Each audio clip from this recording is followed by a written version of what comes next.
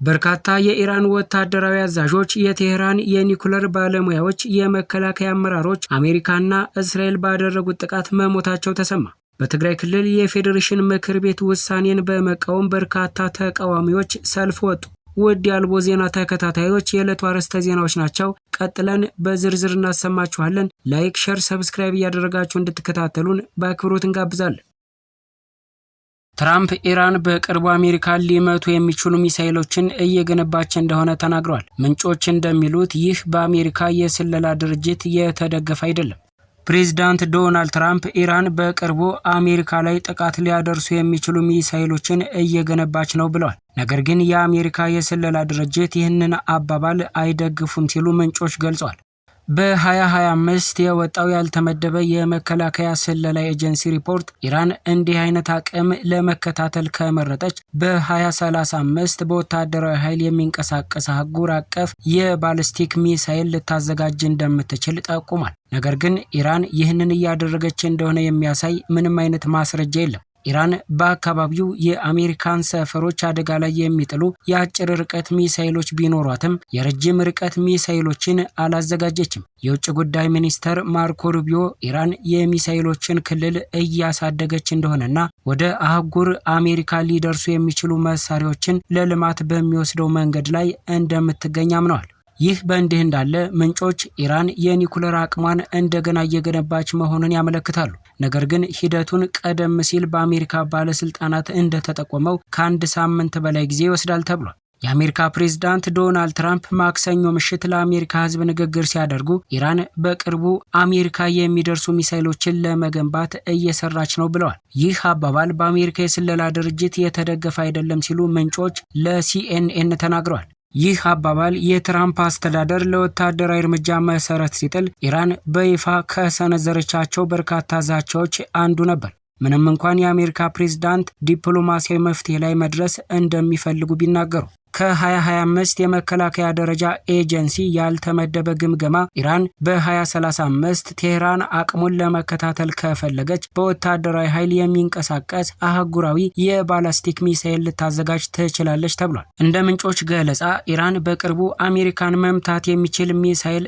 እንደምትይዝ የሚገልጸው ጥያቄ በስለላ የተደገፈ አይደለም። ኢራን በዚህ ጊዜ አሜሪካን ለመምታት የአይሲቢኤም ፕሮግራም እየተከታተለች ነው የሚል መረጃ የለም ሲሉ ምንጮች ተናግረዋል። ይሁን እንጂ ኢራን አስተዳደሩ እንዳስጠነቀቀው በክልሉ ውስጥ የአሜሪካን ሰፈሮችና ሰራተኞች አደጋ ላይ ሊጥሉ የሚችሉ የአጭር ርቀት የባላስቲክ ሚሳኤሎች አሏት ብሏል። ምንጮች ለሲኤንኤን እንደተናገሩት በቅርቡ ስለ ኢራን አህጉራዊ የባላስቲክ ሚሳኤል ምኞቶቹና ግምገማዎች ምንም አይነት ለውጥ አልታየም ብለዋል።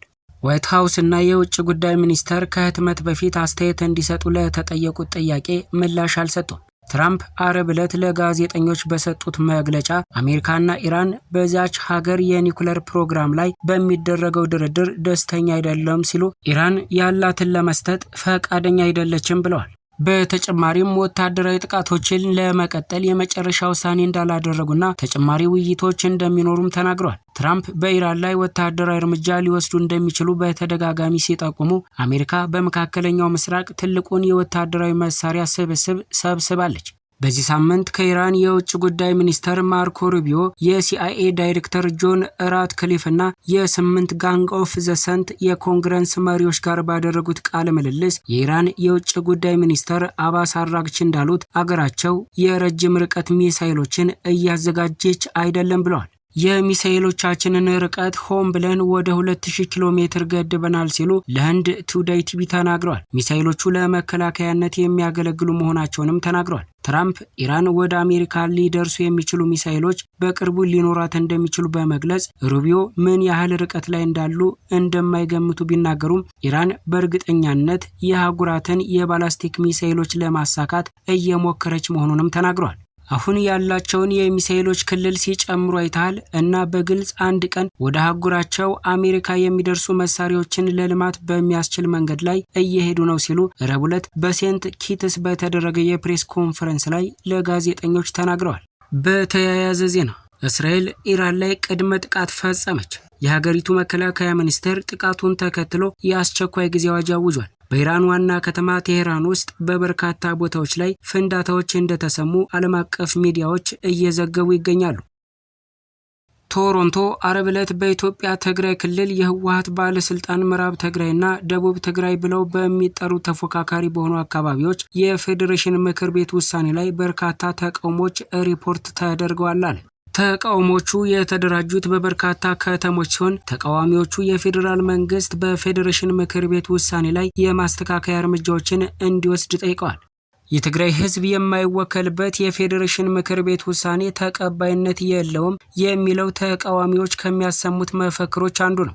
በዚህ ሳምንት መጀመሪያ ላይ የኢትዮጵያ ብሔራዊ ምርጫ ቦርድ ከላይ በተጠቀሱት አካባቢዎች የምርጫ ዝግጅቶችን በተመለከተ ውሳኔ ማውጣቱን አሳውቋል። አካባቢዎቹ በትግራይ ክልል ውስጥ ካሉ የምርጫ ወረዳዎች ውጭ እንደሚሆን የሚገልጽ የፌዴሬሽን ምክር ቤት ደብዳቤን ጠቅሷል።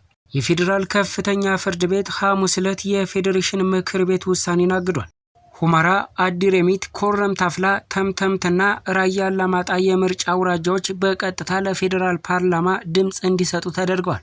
እነዚህ አካባቢዎች የትግራይ ህዝባዊ ነጻነት ግንባር ህወሓት በ1991 የፌዴራል መንግስት ስልጣንን ከተቆጣጠረና በ1994 በህገ መንግስት አዋጁ ህጋዊ ካደረገው በኋላ ከትግራይ ክልል ጋር ተቆራኝተዋል። ፖለቲከኞች የተከራከሩትን አካባቢዎች የትግራይን የግዛት አንድነት ወሳኝ ነገር አድርገው ሲገልጹት ቆይተዋል። በሌላ በኩል ደግሞ የአካባቢው ነዋሪዎች የትግራይ ማንነትን መጫን የሚሉትን የሚቃወሙ ለ10 ዓመታት የዘለቁ እንቅስቃሴዎችን ሲያደርጉ ቆይተዋል። በተያያዥ ሁኔታ በክልሉ የሚገኙ የህወሓት ባለስልጣናት በክልሉ አስቸኳይ ወታደራዊ ምልመላ አዘዋል። እንደ ምንጮች ገለጻ ወጣቶች በዘፈቀደ በጸጥታ ኃይሎች ወደ ስልጠና ተቋማት እንደሚወሰዱ ተናግረዋል። በክልሉ ውስጥ ከፍተኛ ቁጥር ያላቸው ሰዎች በተለይ ወጣቶች በክልሉ ውስጥ ዳግም ጦርነት እንዳይከሰት በመፍራት ከክልሉ እየሸሹ ወደ ቀሪው የኢትዮጵያ ክፍል እየሄዱ መሆኑን ሪፖርቶቹ ተናግረዋል። እንደ ምንጮች ገለጻ የዲስትሪክት አስተዳደሮች 2000 ወጣቶችን ለውትድርና እንዲያስገቡና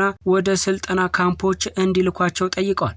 እንደ ጌታቸው ረዳና ገብሩ አስራት ባሉ የትግራይ ተወላጅ ፖለቲከኞች ላይ የተመሰረቱ የተቃዋሚ ፓርቲዎችና በክልሉ ውስጥ ከፍተኛ ቁጥር ያለው ህዝብ ሌላ ጦርነት ሲቃወሙ ቆይተዋል። በህዳር 2022 የፕሪቶሪያ ስምምነት በመፈረም በተጠናቀቀው የ2 ዓመት ጦርነት እስከ 600 የሚደርሱ ሰዎች ተገድለዋል።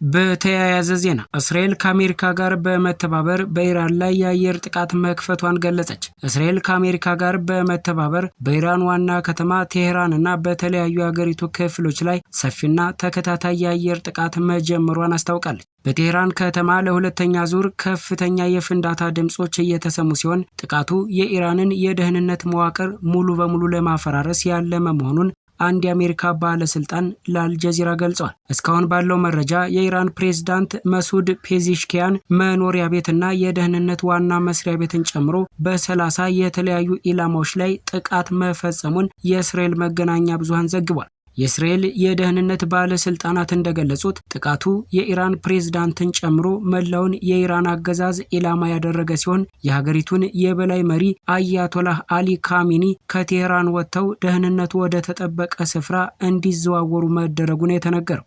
የእስራኤል መረጃዎች እንደሚጠቁሙት ፕሬዝዳንት ፔዜሽኪያን ላይ የግድያ ሙከራ የተከናወነ ሲሆን ጥቃቱ በቀን መካሄዱ የኢራን መከላከያ ክፉኛ አስደንግጧል። እስራኤል ለሚቀጥሉት 4 ቀናት የሚቆይ ከፍተኛ የጋራ ጥቃት ለማካሄድ ዝግጅቷን ማጠናቀቋን የገለጸች ሲሆን ከጥቃቱ በኋላ ቴሄራን የቀድሞ መልኳን አትይዝም ስትል አስጠንቅቃለች። በሌላ በኩል የእስራኤል የስለላ ተቋም ሞሳድ በፋርስ ቋንቋ ባስተላለፈው መልእክት ኢራናውያን የገዛ ሀገራቸውን አገዛዝ ለመታገል በሚያደርጉት ጥረት ብቻቸውን እንዳልሆኑ ገልጾ ጽሑፎችንና ቪዲዮዎችን በማጋራት እንዲተባበሩ ጥሪ አቅርቧል። ኒውዮርክ ታይምስ የአሜሪካ ባለስልጣናትን ጠቅሶ እንደዘገበው አሁን ጥቃት ካለፈው ሰኔ ወር ጥቃት እጅግ የሰፋና ጠንካራ እንደሚሆን ይጠበቃል ብሏል። ይህ ድንገተኛ ጦርነት የተቀሰቀሰው በጄኔቫ ይካሄድ የነበረው የኒኩለር ድርድር መጠናቀቁ በተገለጸ በሰዓታት ልዩነት ውስጥ ነው።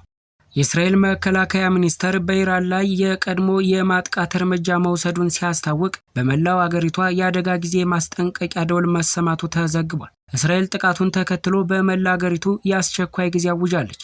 እርምጃው ከኢራን በኩል ሊፈጸም የሚችል ጥቃትን ቀድሞ ለመከላከል የተወሰደ መሆኑን ገልጾ ይህንን ተከትሎ ከኢራን በኩል ያጸፋ የሚሳኤል ጥቃት ሊፈጸም እንደሚችልም አስጠንቅቋል። በተጨማሪም የእስራኤል መከላከያ ኃይል ተደጋጋሚ የተኩስ አቁም ጥቃት በመፈጸሙ በጎረቤት ደቡባዊ ሊባኖስ ውስጥ የሄዝቦላ ህዝቦች ላይ ጥቃት መፈጸሙን አስታውቋል። የፋርስ ዜና ወኪል በኢራን ዋና ከተማ ቴህራን ማዕከላዊ ክፍል ውስጥ በርካታ ፍንዳታዎች መሰማታቸውን ዘግቧል።